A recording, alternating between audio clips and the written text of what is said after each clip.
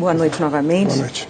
O PT, nas duas vezes em que esteve à frente da presidência da República, com Lula e depois com Dilma, protagonizou os maiores escândalos de corrupção da história recente do país. O Mensalão e o Petrolão, envolvendo 12 bilhões de reais em desvios.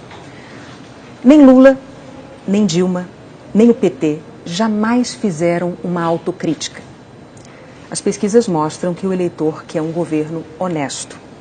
Como é que o senhor vai convencer o eleitor de que a corrupção não vai continuar no novo governo do PT, se não há uma autocrítica, se não há um pedido de desculpas ao povo brasileiro pelos bilhões desviados por causa da corrupção?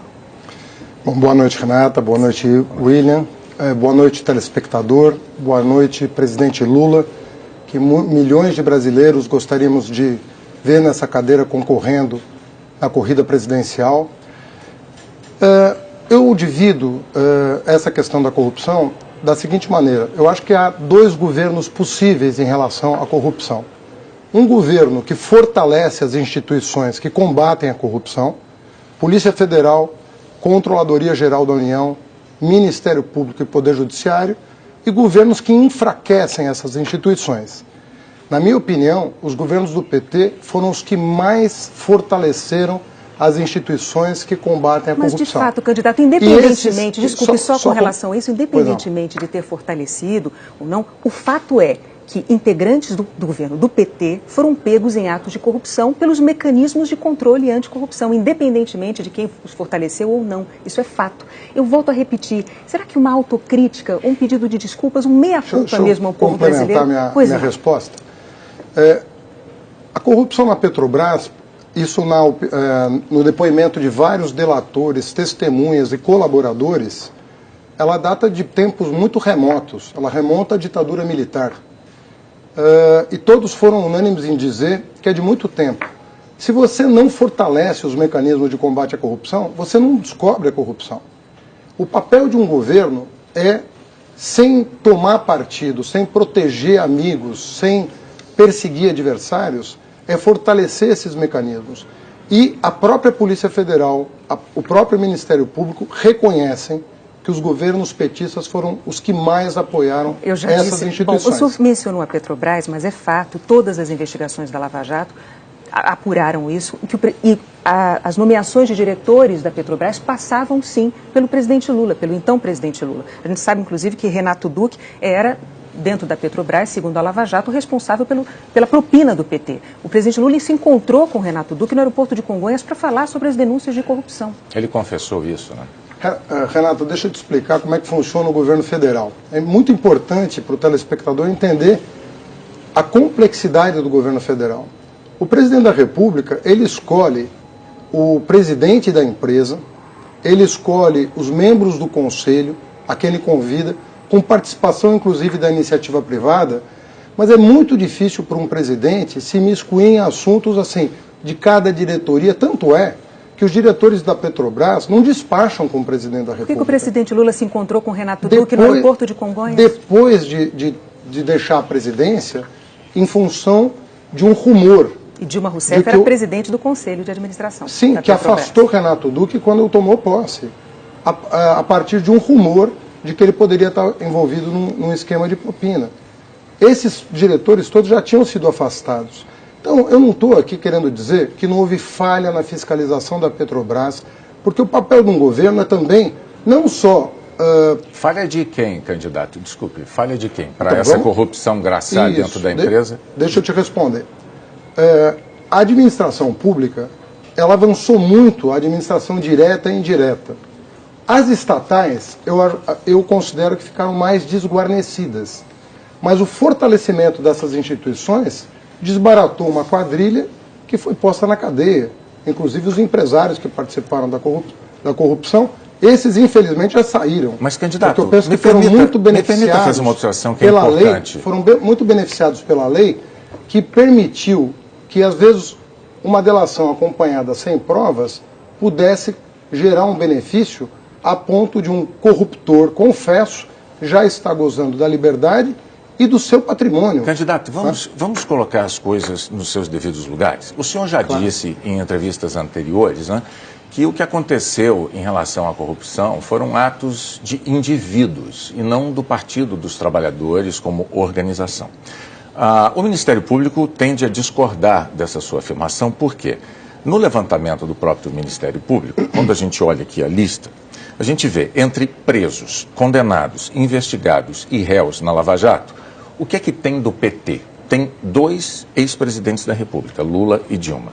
Tem 11 ex-ministros. Desses 11 ex-ministros, tem 2 ex-ministros da Fazenda, Guido Mantega e Antônio Palocci.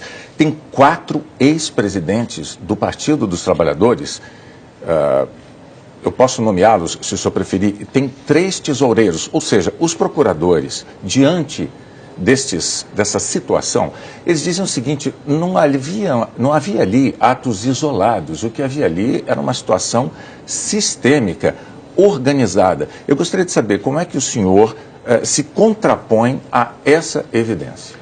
Olha, na verdade, o financiamento empresarial de campanhas criou uma série de brechas que permitiram a pessoas, algumas tentarem ajudar o partido de forma irregular e outras enriquecerem pessoalmente.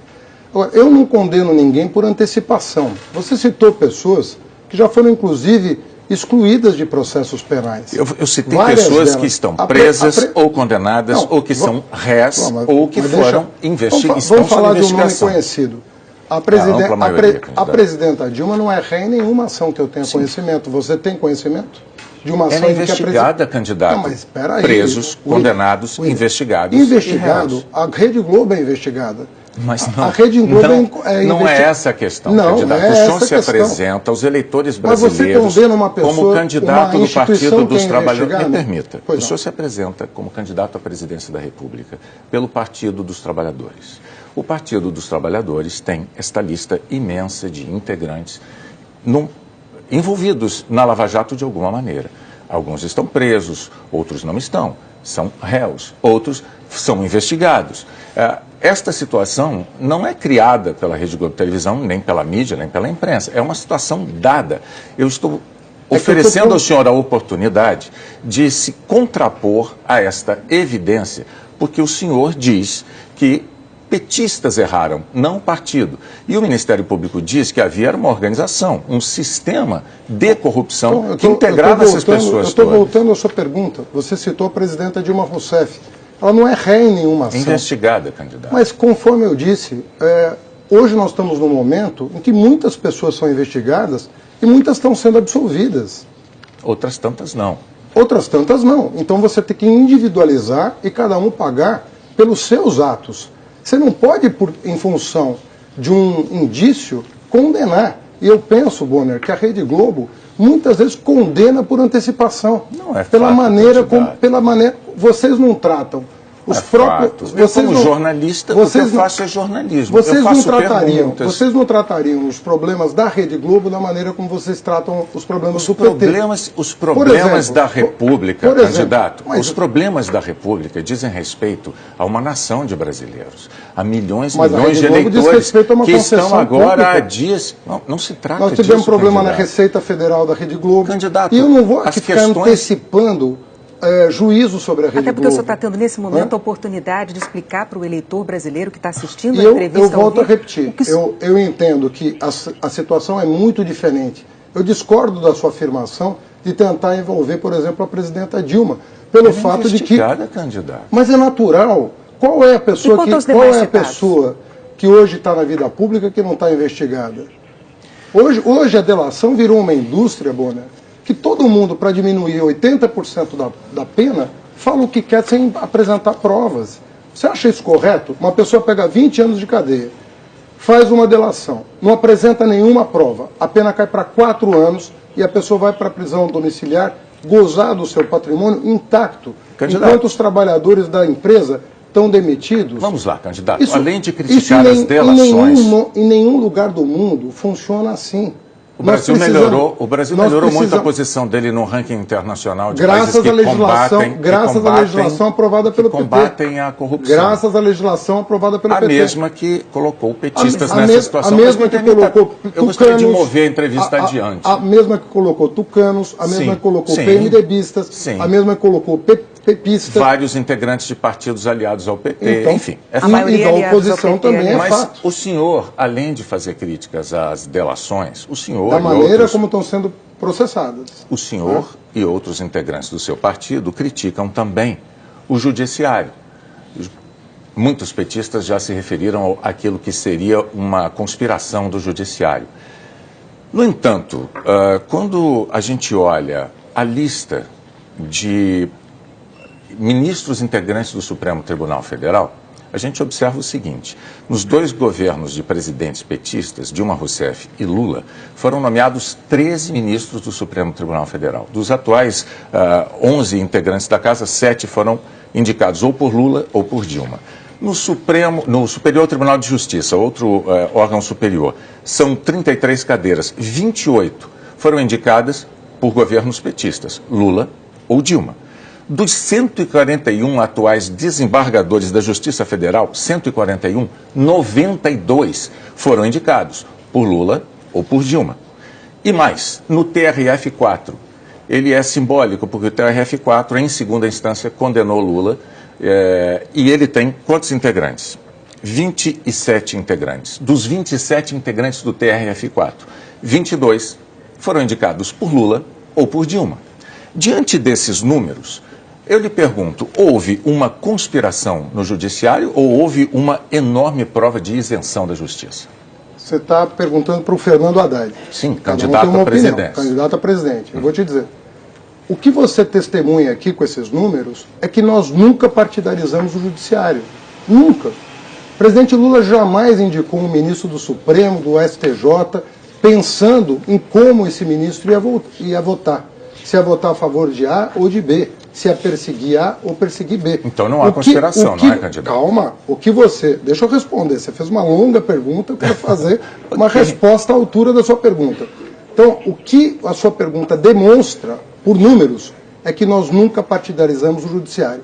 Isso não significa que o judiciário não possa errar. E é em função dos erros judiciários... Errar ou conspirar, candidato? Errar. Você está perguntando a minha opinião. Eu nunca usei a palavra conspirar. Foram muitos os petistas que recorreram a essa expressão. Você diga o nome e eu não vou responder. Não é necessário. O que eu digo a você é que o judiciário tanto pode errar que os recursos são previstos na nossa Constituição para corrigir os erros do judiciário. Se ele fosse infalível, bastava juiz de primeira instância. Agora, candidato... Você não precisava de recurso. Candidato, o seu nome foi citado na delação da Odebrecht. O seu nome. O seu nome foi citado na delação também de Mônica Moura e da UTC, de Ricardo Pessoa. Muito bem. O senhor acabou de ser denunciado pelo Ministério Público nessa semana por corrupção passiva, lavagem de dinheiro, formação de quadrilha. O senhor e mais 4 pessoas, entre elas, inclusive, o ex-tesoureiro do PT, João Vacari. O senhor, portanto, é denunciado na Lava Jato. Isso não o constrange como candidato à presidência da República? Olha, se o que foi anunciado pela própria imprensa for verdade, a não ser que vocês tenham subvertido os fatos... Nós nunca fazemos isso, candidato. A Odebrecht e a UTC teve o túnel da Avenida Roberto Marinho suspensa no meu 2º mês de mandato.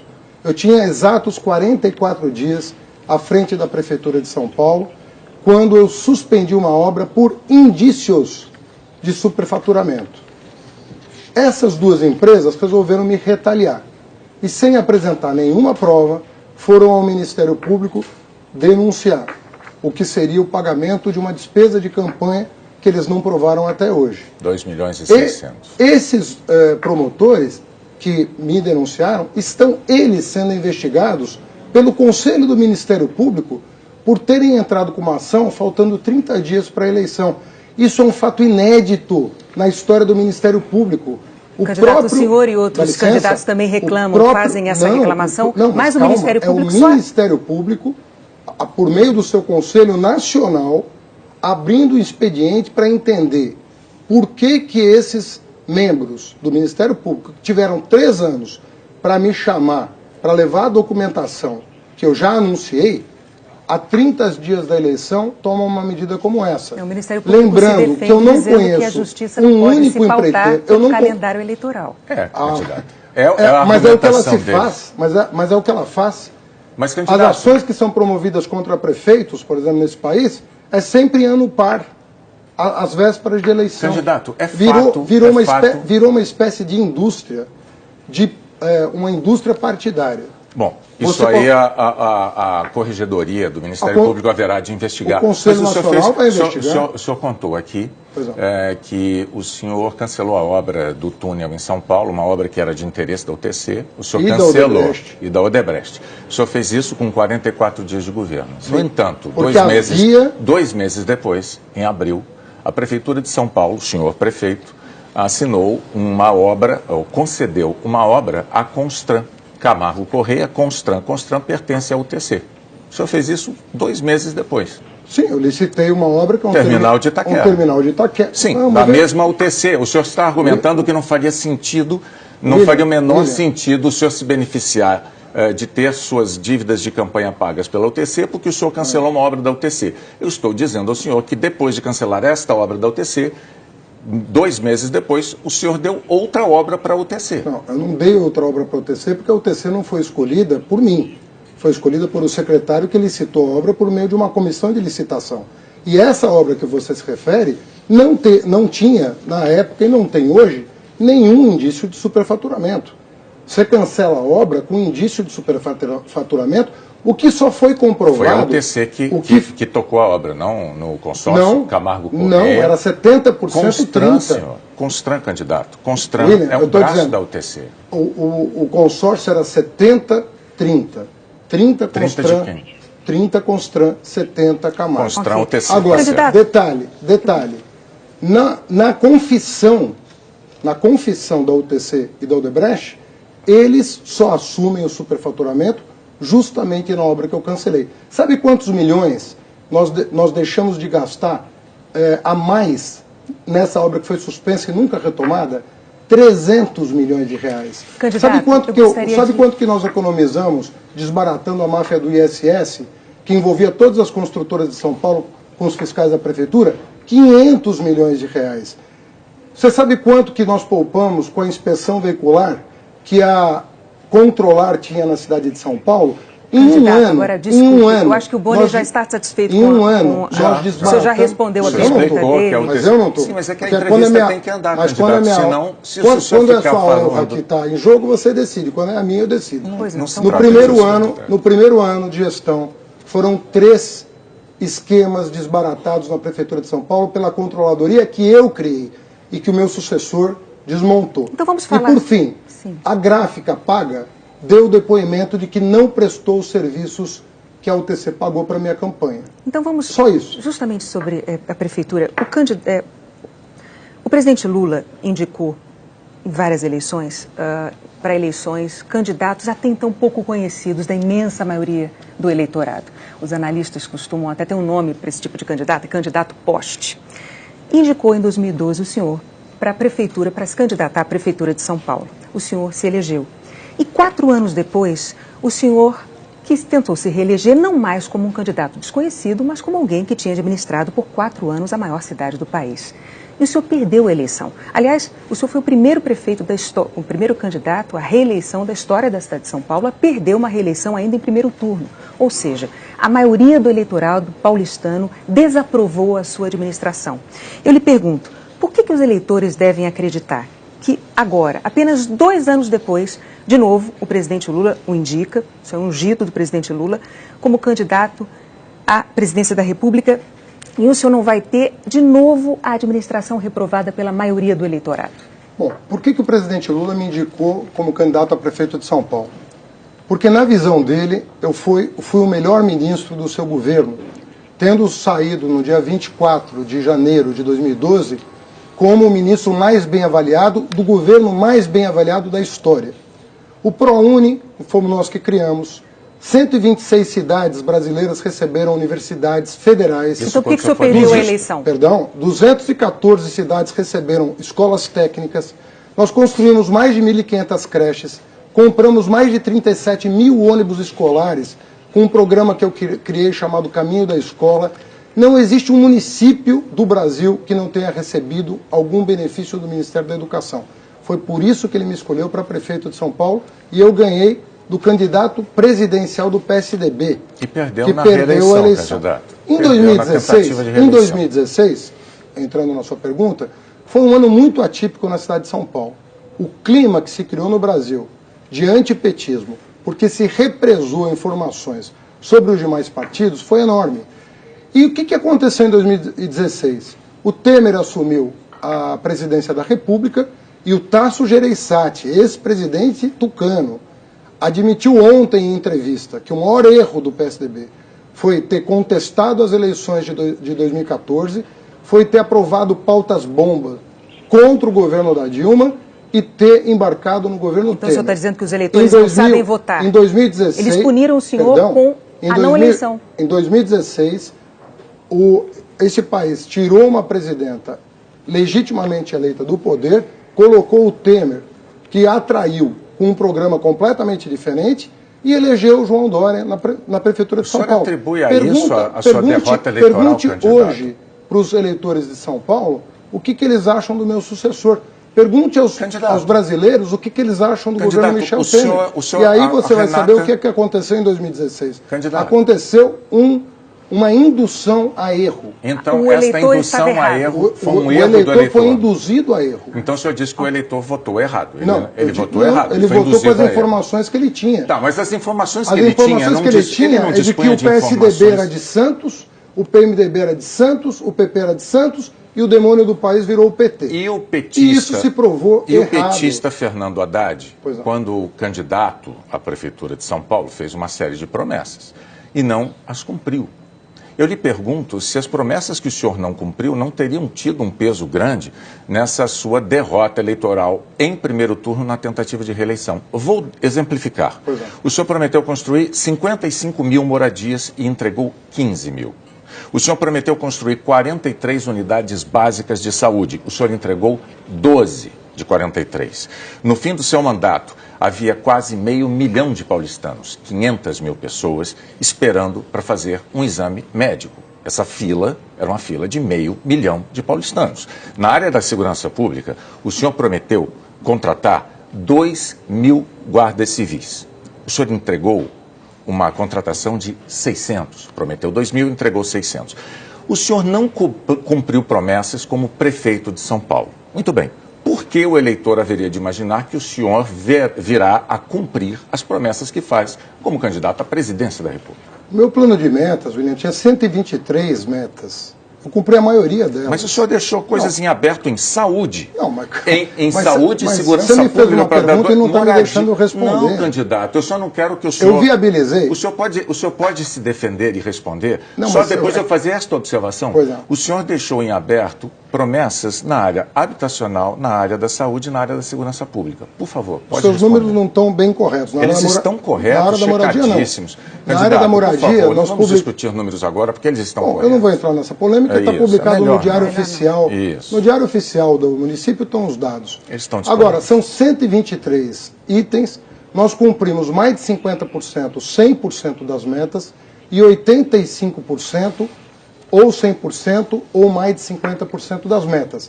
Detalhe, o PIB brasileiro entre 2015 e 2016 caiu 8%. Eu peguei a maior recessão da história da cidade de São Paulo e entreguei a cidade com grau de investimento. Com grau de investimento. Você sabe o que é o grau de investimento? Sim, senhor. Então você fique sabendo que com a maior recessão da história da cidade, eu entreguei com 5,5 bi em caixa, com 2.200 para pagar.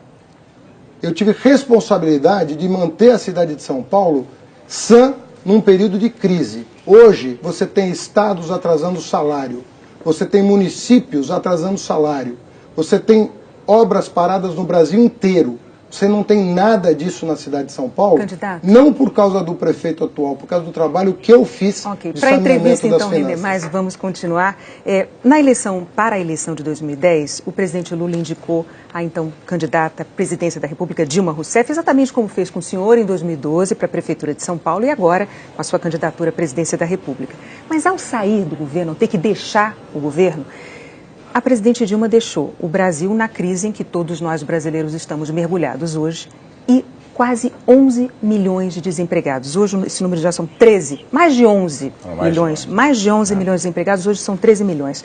Por que os eleitores devem acreditar que com o senhor, o partido que deixou mais de 11 milhões de desempregados não vai agravar a crise?